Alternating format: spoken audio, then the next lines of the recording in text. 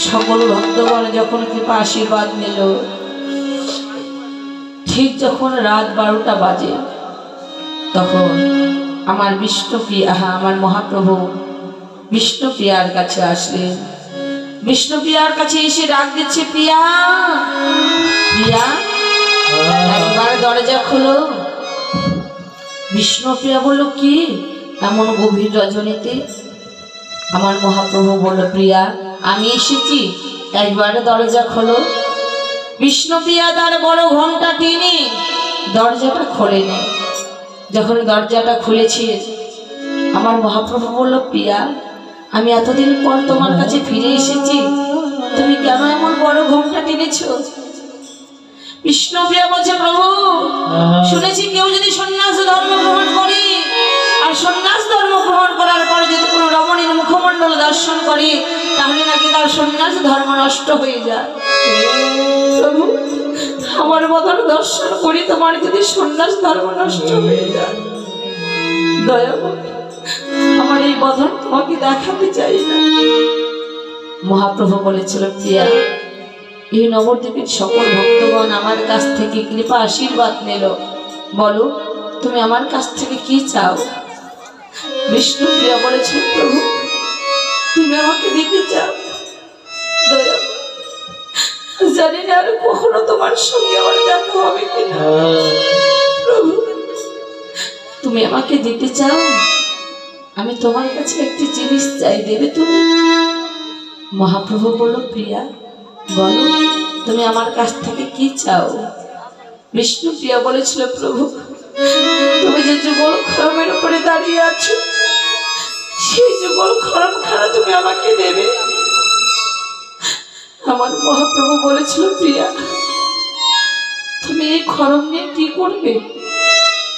বিষ্ণুপ্রিয়া কেঁদে কেঁদে বলেছিল, প্রভু যখন তুমি আমাকে ছেড়ে চলে যাবে, যখন তোমাকে দেখবার ইচ্ছে জাগবে, যখন তোমাকে দেখবার স্বাদ জাগবে, তুমি এই খরমের উপরে এসে দাঁড়িয়ে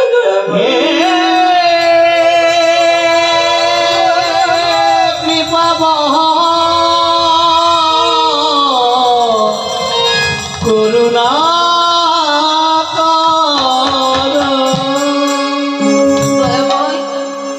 যখন তোমাকে দেখবার ইচ্ছা হবে তুমি এই খরমের উপরে আসিবে, দাঁড়ায় দয়াময় দয়াময়।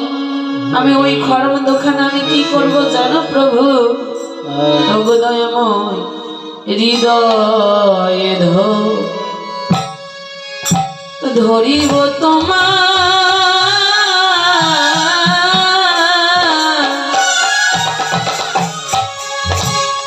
তোমারও দুটি খরম গো,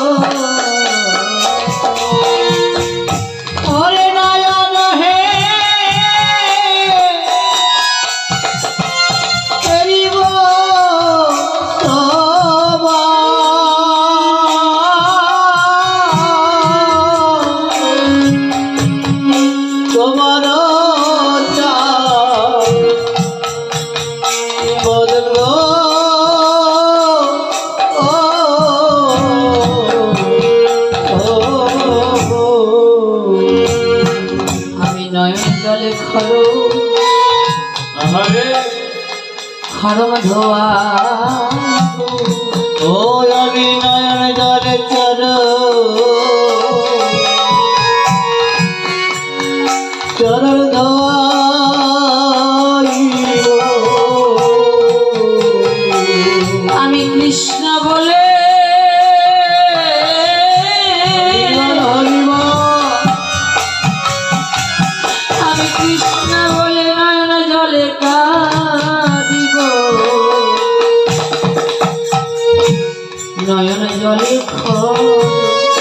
তোমার যুগল খরম ধোয়াইব ওরে কৃষ্ণ বলে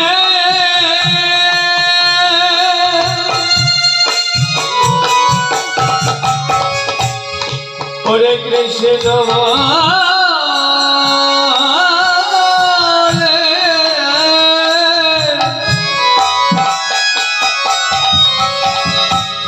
আমি কেঁদে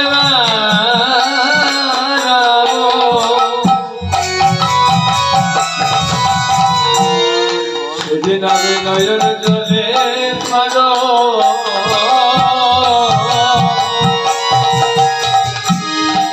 খরমে ধোয়া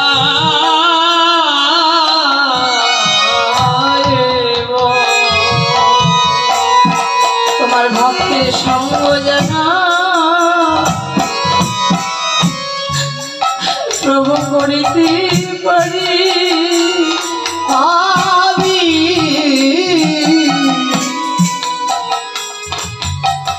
তোমার ভক্তের সঙ্গ যেন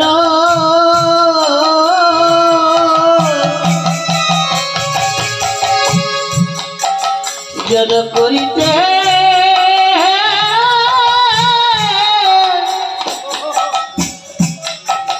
করিতে পারি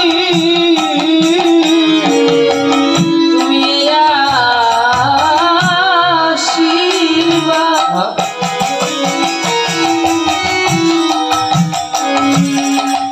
হে আশীর্বাদ করো মোরে আমি যেন তোমার ভক্ত সঙ্গ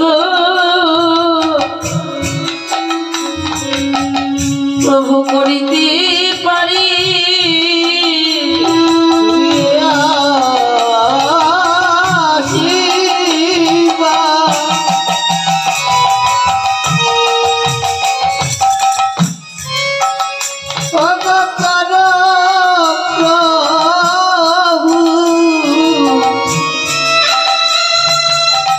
তোমার যেন ভক্ত সঙ্গ যেন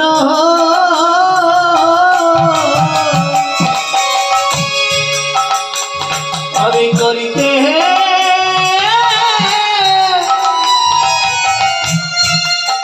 করিতে পারি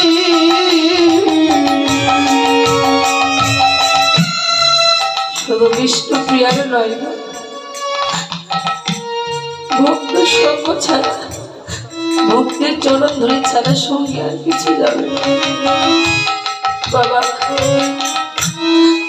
আজকে যে নববৃন্দাবন সাজিয়েছে আমার কমিটি দাদারা হয়তো সকাল হয়ে গেলে এই আসরে ভেঙে যাবে এই ভক্তের বাজারে ভেঙে যাবে সকলে আপন আপন ঘরে চলে যাবে পড়ে থাকবে খালি মাঠ জানি না আর জীবনে এমন সাধু সঙ্গ ভক্ত সঙ্গ হবে কিনা আজ আসলে দাঁড়িয়ে আছে আপনাদের মতো মন ভক্তের সঙ্গ পেয়েছে জানি না কবে জীবনে বেলা ডুবে যাবে হরি বল এমন ভক্ত সঙ্গ আর জীবনে হবে কিনা এক বছর সাধনা করে তারা এমন বৃন্দাবন ধামে সাজিয়েছে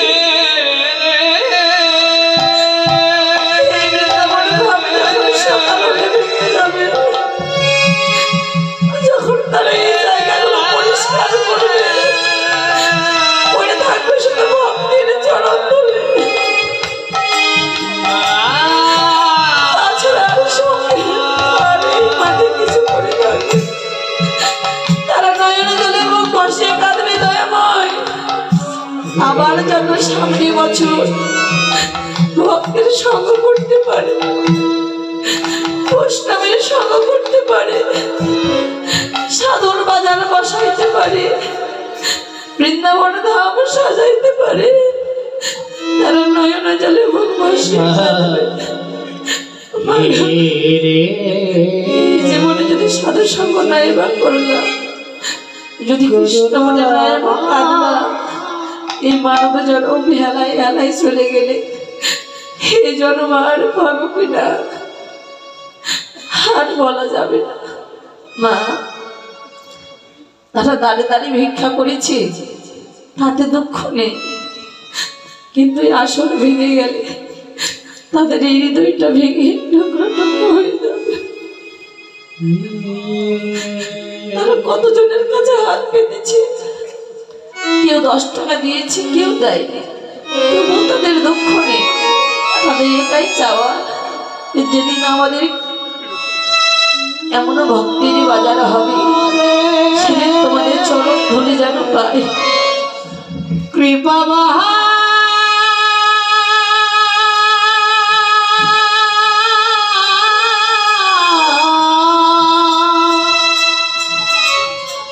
কৃপা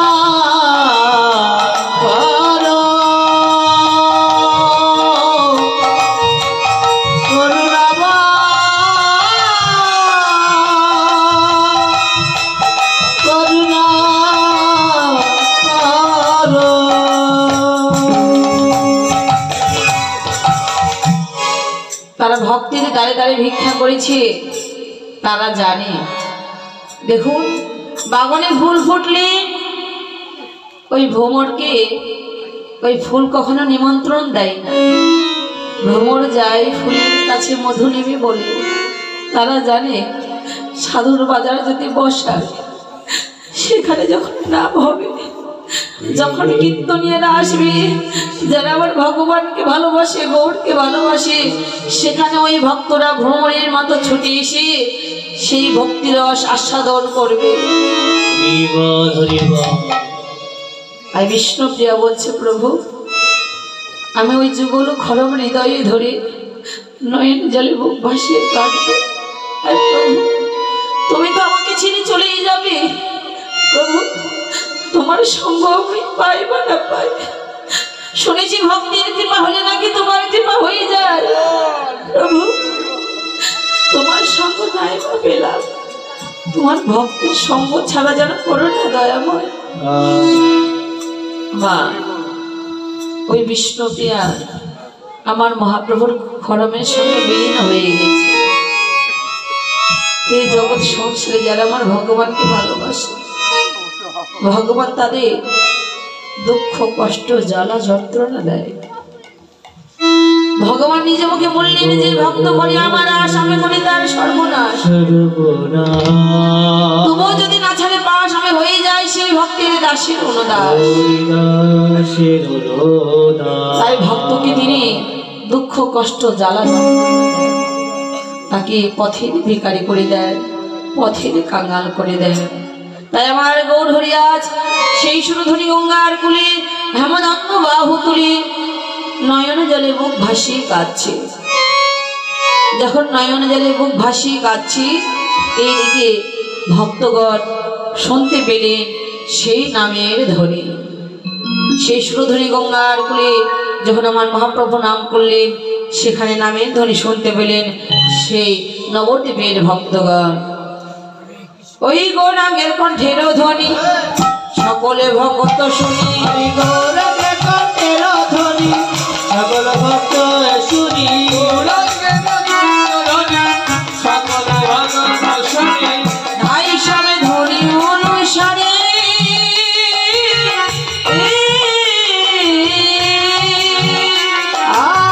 ভাই সবে অনুসারে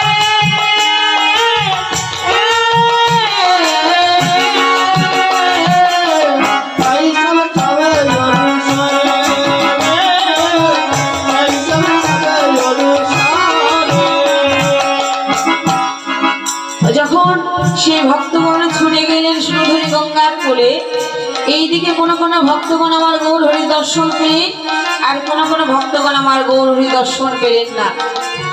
কারা দর্শন পেল না? যাদের সদ্গুরুচরণ আশ্রয় হয় নাই, তারা আমার গৌর হরি দর্শন পেল না। তাই আমার গৌর হরি সঙ্গ পেতে হলে বা ভগবান লাভ করতে হলে সকলকে সদ্গুরুচরণ আশ্রয় করতে হয়। মা বলে, আশ্রয় করিয়া ভজে তারে কৃষ্ণ নাহি যে আর জীব মরে অকারণে। গুরুচরণ আশ্রয় করতে হয়। আর যখন গুরুদেবের কৃপা হয়ে যায়, আমার ভগবানের কৃপা হতে আর বাকি থাকে না। কেননা ভগবান গুরুকে উচ্চ স্থলে রাখলেন, শাস্ত্রে বলে গুরু রুষ্ট হলে কৃষ্ণ রাখিবারে নারী, আর কৃষ্ণ রুষ্ট হলে গুরু রাখিবারে পারি। তাই সদ্গুরু চরণ আশ্রয় করতে হয়। সদ্গুরু চরণ আশ্রয় না করলে আমার ভগবান দর্শন করা যায় না। আশ্রয় করিয়া ভজে তারে কৃষ্ণ নাহিতা যার যে মরিয়া করানি। হরি বল, রাধে রাধে। এই যে আমার মাসিমণি ঘুমে ঢুলছে, সবাই একটু দাঁড়াও তো, সবাই দাঁড়াও।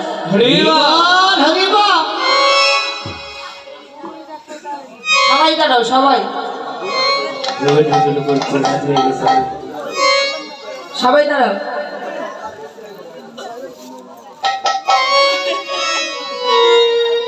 না সবাইকে, যারা চাদর মুড়ি দিয়ে আছে তারাও দাঁড়াও। রাধে রাধে। বলি আজকে রাতে ঘুমের ছুটি, চোখের পাতা খুলে রাখিব, কৃষ্ণ বলে বাহু তুলে আনন্দেতে মোড়া নাচিব। আজকে রাতে ঘুমের চোখের পাতা খুলে রাখিব,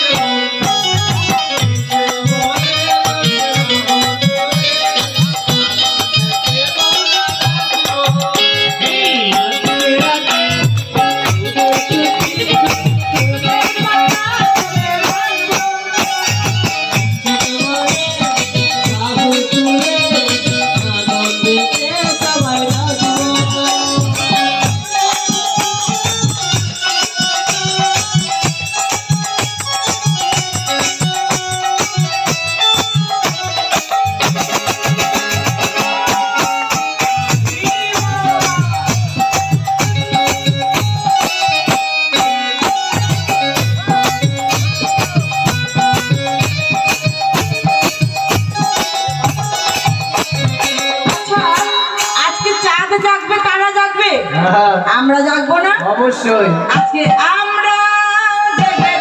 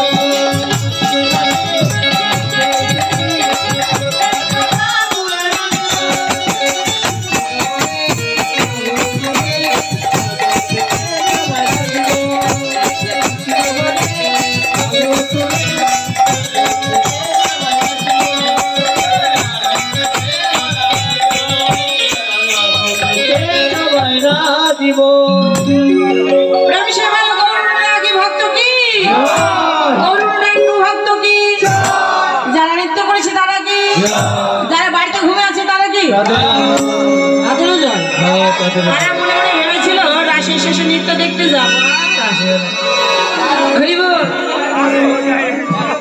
খালি নাচলে কাম হবে, পুরস্কার দিতে হবে, বসে তাই না? বসে না বানিয়াবাড়ি শ্রী শ্রী রাধা গোবিন্দ কর্তৃক আয়োজিত এই মহতী অনুষ্ঠান, এই মহতী অনুষ্ঠান যাদের অবদানে আজকে এই অবস্থান অর্থাৎ এই মন্দিরের অবকাঠামো আজকে শ্রদ্ধাভরে স্মরণ করছি।